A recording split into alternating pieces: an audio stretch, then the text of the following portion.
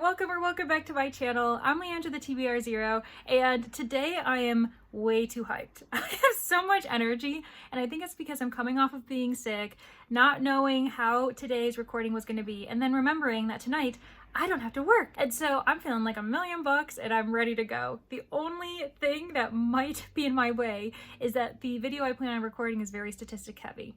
Did I plan this well? No, I did not, but it's fine. Silly Leandra is just going to persevere. So today we are going to go over my Q2 statistics for my purchased books. My goal in 2024 was to read every single book I've purchased this year so that when I enter 2025, I have no books added to my physical TBR from the last 12 months. I do have a check-in video for the first quarter, which covered January, February, March, and the first 2 weeks of April. I didn't end up buying any other books in April after those first 2 weeks, so this second quarter is going to be focusing on May, June, and the first week of July. If you're interested in seeing the full explanation of how I did, my highs, my lows, what kind of numbers we're talking about for the first quarter, I will make sure to have the video linked below, probably have a card somewhere on the screen as well, but I will provide you with a bit of a brief summary just to make sure that we're all caught up and on the same page as I dig into these books that I've bought in the last couple months. For the first quarter, I discovered that I had purchased 30 books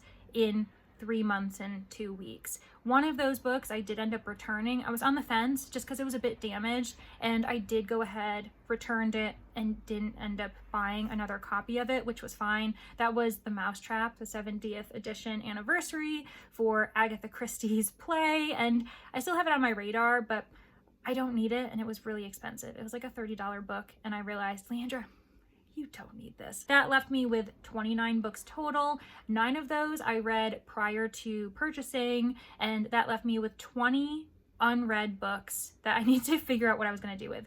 Over those 3 months, I did read 2 of them, and that brought me down to 18 books. So the numbers for Q1 were that I had 18 books on my 2024 purchase TBR that I needed to make sure I read because those needed to go. That did feel a bit overwhelming. It was a bit stressful at the end of that, but I was feeling good about myself. I kind of broke it down, reminding myself of how many manga they were, which books were anticipated, you know, those types of elements. What was I doing for a project? And it did calm me down and realize that, hey, I can do this. And now, going into Q2, did I end up reading those 18 books? I can confirm that I've read 10 books from those original 18 since that original recording. So that dropped my original 18 by 10 books, having 8 books to read. And one of those books, unfortunately, I am putting on Pango unread because it's a part of a series I ended up DNFing. It's totally fine. We all know what series it was. It involved cowboys in Canada. The series that shall not be named. That ended up dropping it from 8 to 7, and I'm entering this second quarter statistic kind of check-in with 7 leftover books from the first quarter. And I have those 7 books in front of me. So just to kind of remind you all how I did, in January, I'd only bought books that I'd read previously, so that month is cleared. I'm 50% of the way still for clearing February because I haven't read The Division Bell Mystery by Ellen Wilkinson. I meant to. I was actually probably 60 pages in during that first check-in, and I've just decided to restart it because at this point it's been so long, and I do want to read it. I was enjoying it. I just wasn't in the place to read it. And then the other book that I still need to read from my February purchases is The Cursed Rose. This is the 3rd book in the Bone Spindle trilogy. I haven't been in a YA mood, which has really prevented me from reading that. So right now, February still has a 50% finish rate. I have read 2 out of the 4 books I purchased that month. Then with March, I actually didn't buy any books in March. There just weren't any books on my radar that I wanted to buy in March apparently, which brings me to the biggest chunk of books I still need to read, which were those I bought in April. So one, I'm not very worried about. It's the 4th volume of Toilet Bound Hanako-kan. This one, I just need a couple hours with it and we'll be good to go. So I was gonna do it last night just to feel a little bit better about this video, but I was like, no, Leandra, it's fine. You will read it at some point.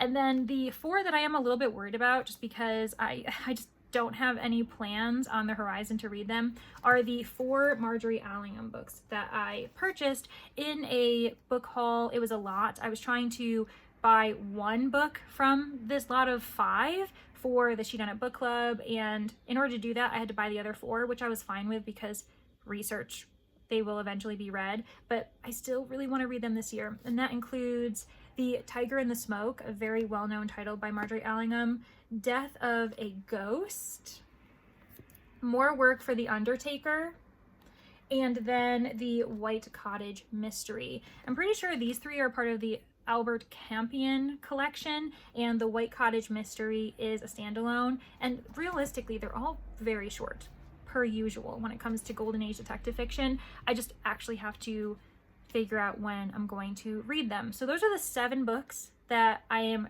carrying with me from quarter 1. But how did I do with buying in May, June, and this little bit of July that we are in? Well, let's start with May. I have every single book I bought in May on my lap right now, and that is 14 books. Let's go through them one by one. So I ended up buying A Prayer for the Crown Shy by Becky Chambers. This is the 2nd book in the Monk and Robot series. It's cozy sci-fi, it's super popular, and I read both books prior to purchasing them. The first book, Song for the Wild Built, was in my Q1 check-in, and this one is finally on my shelves as well, and I'm very happy about it. Next, I did end up going on a bit of a purchasing spree. I know, who am I? But I will blame the Amazing Readathon for it because I was a host for Team Spooky. I wanted to lean into the hype. I wanted to get excited with some new titles on my shelves. So I did buy 3 books. The first one was Chasing the Boogeyman by Richard Chismar, and I'm proud to say I did read it in June during the readathon. This is a true crime metafictional thriller. I know, what am I talking about? Well, Richard Chismar is not only the author, he's also the main character, and half of what he says is true to what happened in the summer of 1988.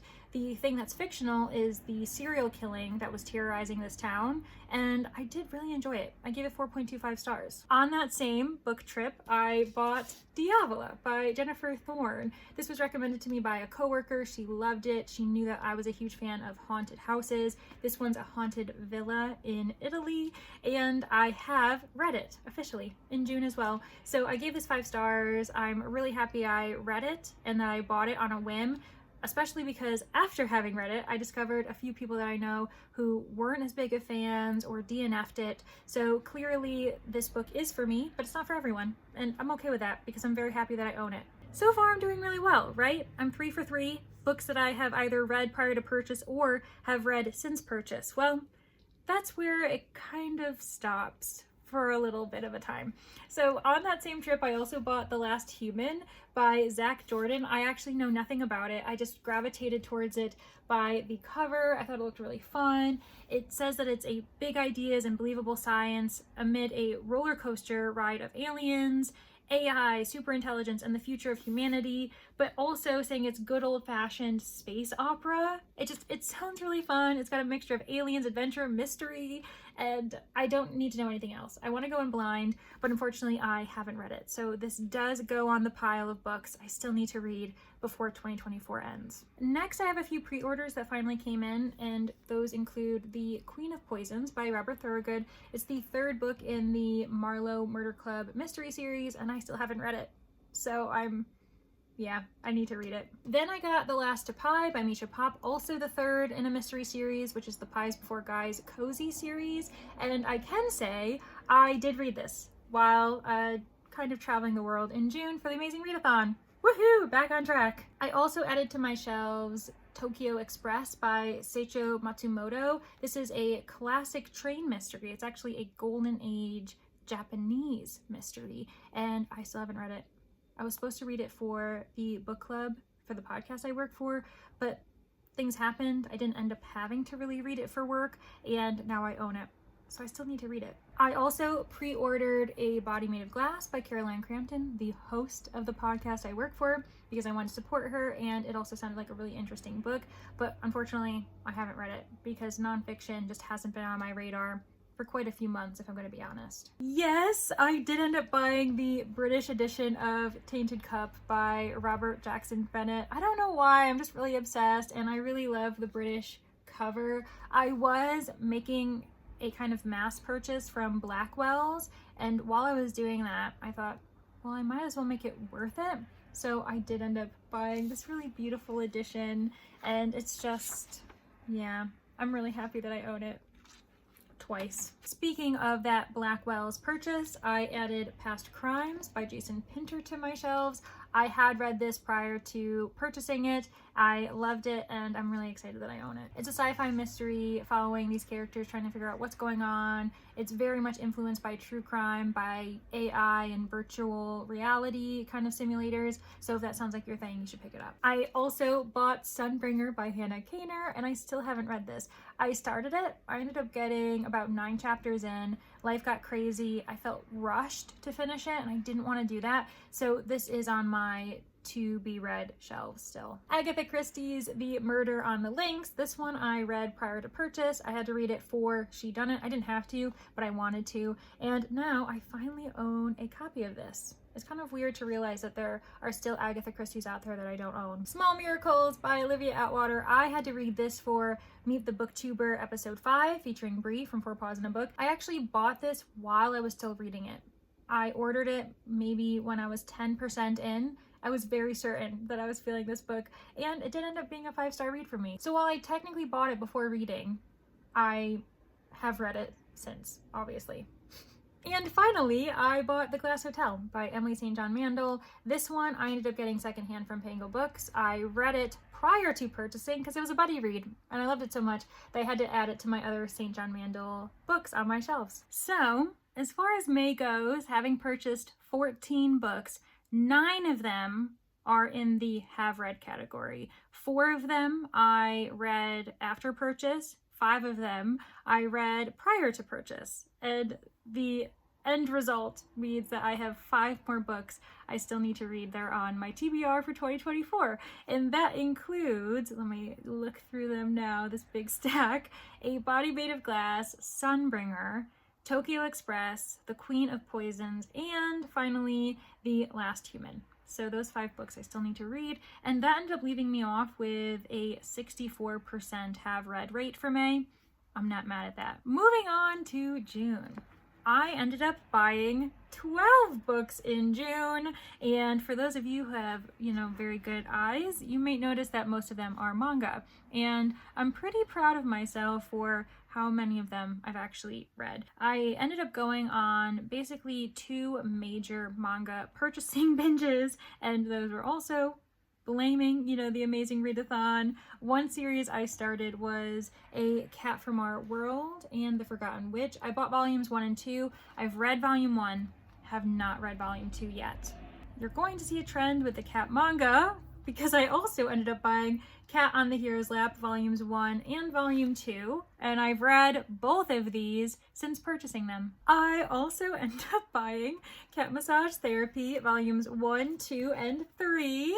And I read all 3 of these prior to purchasing them. Next, I bought the first 4 volumes of Dinosaur Sanctuary, and I have read volumes 1, 2, 3, and 4. So all 4 of these I read after purchasing. The 12th book, the final book I bought in June, was Uncivilized by Subhadra Das. This one was a pre-order. It's my final pre-order of 2024 actually, which is really exciting. And I don't think I've bought any since.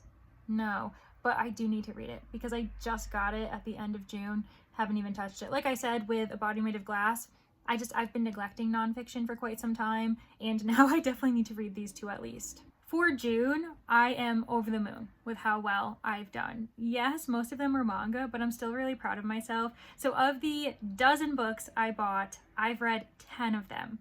3 were prior to purchase, all of the Cat Massage Therapy volumes, and 7 of them I read after purchase, leaving only 2 left. And that includes Cat from Our World and The Forgotten Witch Volume 2, as well as my most recent pre-order, which was Uncivilized. So these are the only 2 books I need to read from June. And that leaves the first week of July. Well, what have I purchased? technically, I've only purchased one book in July, and that was My Murder by Katie Williams. And I read this prior to purchasing. This was part of my Can I Predict a 5-Star Read for my 50th Book of the Year vlog. This was one of 3 books I read, and I ended up giving it 4.5 stars. I really loved it. I wanted to own it, and it finally came out in paperback, so I did pick it up. And the other 3 that you may have noticed I was holding were all gifts, so technically they aren't on my purchased list. But if you're interested, one of them is Cackle by Rachel Harrison. Another one is Trust of the Emerald Sea by Brandon Sanderson. And finally, from hopefully one of you watching, and I don't know who it was, so this is more of a please let me know who you are so I can thank you properly, but The Z Word. This one is a brand new book. It just came out this year. It's by Lindsay King Miller. It's a debut, I'm pretty sure, as well. Yes, it's her first novel. And I am just over the moon. It was a book I really, really wanted to read during the Amazing Readathon, but I just didn't get to it. And I was really disappointed because it's in honor of Pride. You can see on the inside flap here, it has this really lovely sentiment for the queers who threw the bricks and the ones who carry the torch.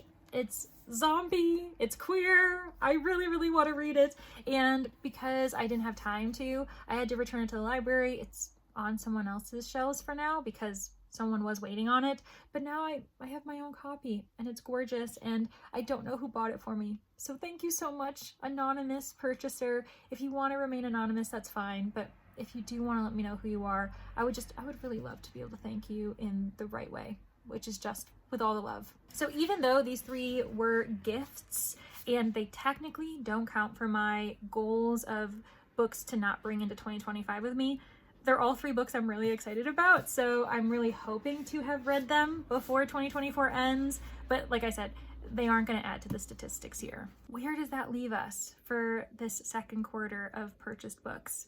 Am I doing okay? Well, I only have 7 books that I need to read from these last couple months, and that's really amazing. I'm very, very happy with those results, and clearly that's a very different kind of turnaround from quarter 1 when I said I ended that quarter with 18 books to read, and from this quarter, these couple months, I have 7. Now, does that mean I have 7 books in total to read? No, because if you were paying attention, I haven't read all of those 18 books. I have 7 books from the first quarter I still need to read.